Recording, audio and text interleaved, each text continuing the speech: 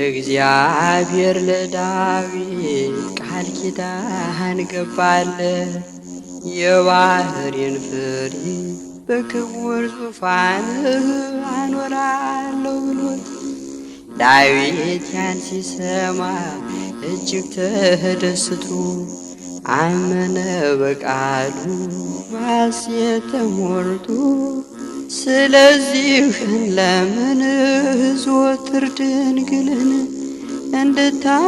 እንድታማልደን ከቸሩ አምላካችን ይህንን ራእይ ይህን ታላቅ ጥበብ ሲያወጣና ሲያወርድ በሕሊና ሲያስብ በጾምና ጸሎት ተግቶ ሲጠይቀው በመንፈስ ቅዱስ ተሞላና ዳዊት ብሎ ተናገረ በኤፍራታ አየናት።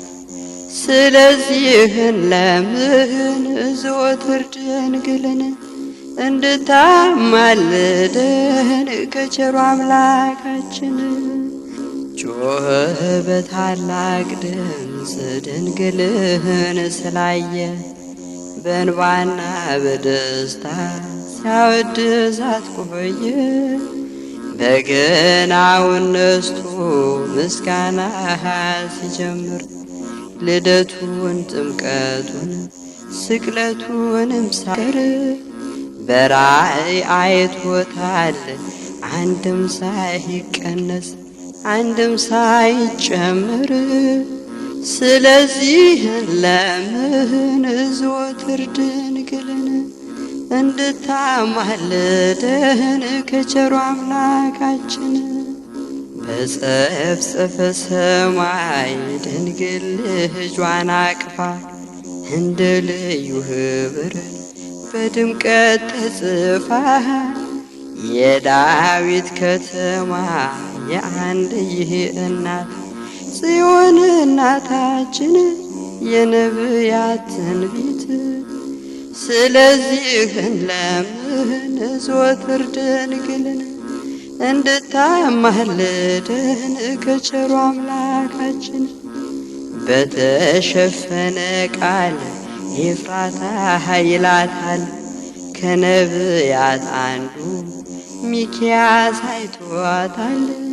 ስለዚህ ለምን ዘወትር ድንግልን እንድታማልደን ከቸሩ አምላካችን ከነቢያት አንዱ ሚክያስ ተነስቶ የመጪውን ዘመን በራእይ ተመልክቶ የኤፍራታ ክፍል አንቺ ቤተልሔም የሚወለድብሽ ቸሩ መድኃኔዓለም ስለዚህ ለምን ዘወትር ድንግልን እንድታማልደን ከቸሩ አምላካችን ተንቀሽ ብትኖሪም ለብዙ ዘመናት አታንሺም በፍጹም ከብዙ ነገሥታት የነገሥታት ንጉሥ ካንቺ ይወጣልና ትወልጂዋለሽ በቱን ድንግልና። ስለዚህ ድንግልን ዘወትር ለምን እንድታማልደን ከቸሩ አምላካችን ከሦስቱ አካል አንዱ ሥጋሽን ይነሳል ሲጠበቅ የኖረው ባንቺ ይፈጸማል። የሕያዋን እናት አንቺም ትሆኛለሽ ሞትን ስለሚሽር አማኑኤል ልጅሽ። ስለዚህ ለምን ዘወትር ድንግልን እንድታማልደን ከቸሩ አምላካችን ስለዚህ ለምን ዘወትር ድንግልን እንድታማልደን ከቸሩ አምላካችን